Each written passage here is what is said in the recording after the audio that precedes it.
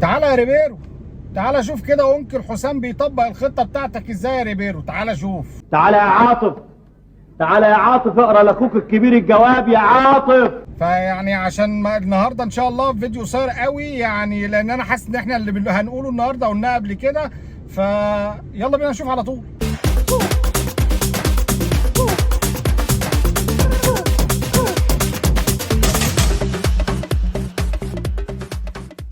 السلام عليكم ورحمه الله وبركاته، انا احمد صابر ودي الكوره مع افوكاتو. طب ما هي نفس الخطه اللي كان بيلعب بيها ريبيرو مع الاهلي، مع اختلافات وتفصيلات صغيره قوي. بس شوف حسام حسن بقى لعبها ازاي. هو عمل ميكس كده ما بين مش خطه ريبيرو على فكره، يا رب دلوقتي كلها بتلعب بالشكل ده، بتارجت انصاف المساحات. ده خلاصه الخطه اللي كنا بنلعب بيها امبارح قدام اثيوبيا.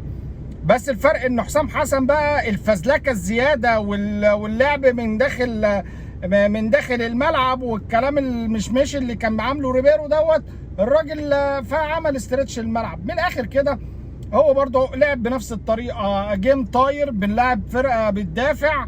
بص، هو كانت نسخه من ماتش اسمها ايه دي، مودرن وفاركو والكلام دوت وغزل المحله والكلام ده. ما فرقتش كتير، بس الفرق ان الراجل مدي كل واحد عدلته. الباك بدل ما يعمل فزلكه اللي كان مفزلكها لي ويخش من جوه الملعب، ولازم الباك يخش جوه الملعب وفاتح الملعب، وبرده بيلعب بتمانيتين، لاعب بدفندر 1-1-6 بطريقه 4-1-4-1 او 4-3-3 بواحد، بس ان هو واحد بيبقى واخد 6 واثنين تمانيتين اللي هو كان زيزو وتريزيجيه.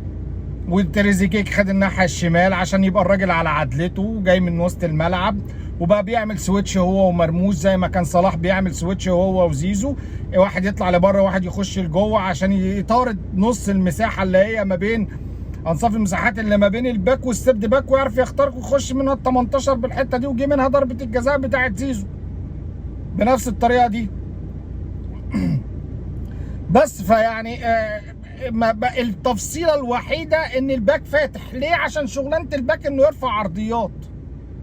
الباك بيفتح عشان الباك لما هيفتح هيسحب معاه الباك اللي قصاده، فيفتح المساحه للوينج او لرقم 8 ببساطه، من غير كلاكيع وفزلكه كتير ولعب كله من جوه الملعب. ولازم لا، عند ريبيرو لا، الوينج لازم يطلع لبره، هو اللي يطلع لبره، و8 هو اللي عادي جدا مدي مساحه حريه لعيبته ان هو نعمل السويتش.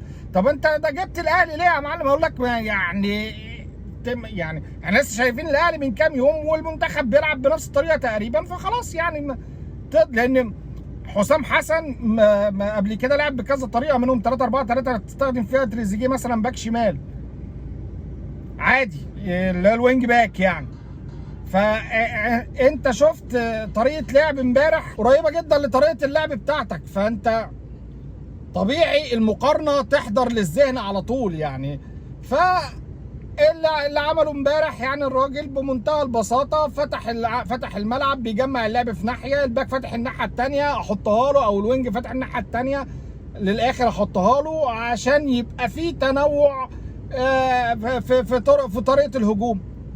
يا بلعب كرة من العمق بتاع دوت الوينج والباك، او الوينج والرقم 8 يلعبوها مع بعض، ويحط له الكرة جوه الملعب تاني، والوينج وال8 يكون رايح بوشه يخش ال 18 يلعبها بالعرض، او ما لعبهاش بالعرض شاطها على طول، وهكذا. في مساحة للكرياتيفيتي محطوطة للعيبة تقدر تعمل اللي هي عايزاه.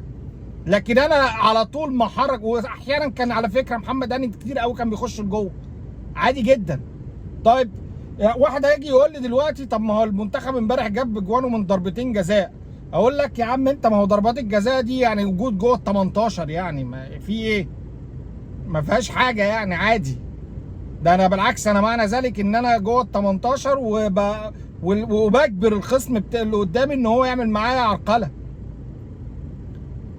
والكرة برضو اللي انا شرحتها الباك باص اللي اتلعب، والراجل في نفس الوقت بقى استنسخ طريقه يورجن كلوب في الضغط، ان انا بضغط بطريقه ايه، المطارده، ان انا هعمل اوفرلود في الناحيه او في المكان اللي انا يعني اتاخدت مني فيه الكوره، مش مان تو مان بطول الملعب زي ما كان بيلعب ريبيرو.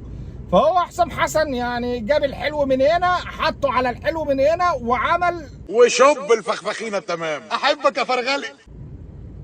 شغل فخفخينه. فيعني الموضوع بسيط، مش محتاج كلكعه. طب هتقول لي طب ايه الكومنتات السلبيه؟ اقول لك والله يعني احنا في الحاله الدفاعيه المعلمين اللي قدام شويه ما بيحبوش يرجعوا، بنستنى بقى وبنسيب الحمل على الجزء الدفاعي او على اللعيبه اللي هم ليهم طابع دفاعي، السرد باكات، الباكين، الديفندر اللي معاهم. فلما اثيوبيا بتخرج بسرعه وبتعرف تكسر الضغط اللي انت عامله وتروح عليك بسرعه، انت بتيجي عليك هجمات خطره. فمطلوب بعد اذنكم من الناس اللي بتلعب في خط الوسط، الاثنين التمانيتين دولت لازم واحد فيهم ينزل يقدم، يعني يأدي دوره الدفاعي. زيزو وتريزيجيه بعد اذنكم انتوا في المكان دوت مش عشان تهاجموا بس، ليكوا ادوار دفاعيه. وعجبني برضه حسام حسن في الشوط الثاني لما حس ان فرقه اثيوبيا هتبدا تهاجم وان وسط الملعب هيتاخد منه، قام مطلع واحد وقام مطلع زيزو وقام منزل مهند لاشين. فالتغييرات منطقيه والدنيا 100 100 ولا فراخ الجمعيه. بس كده. لو عجبكم الكلام دوت ما تنساش اللايك، الشير، الكومنت، سبسكرايب. ولو انت بتتفرج عليا من على الفيسبوك او التيك توك يا ريت تروح تشترك في القناه. سلام.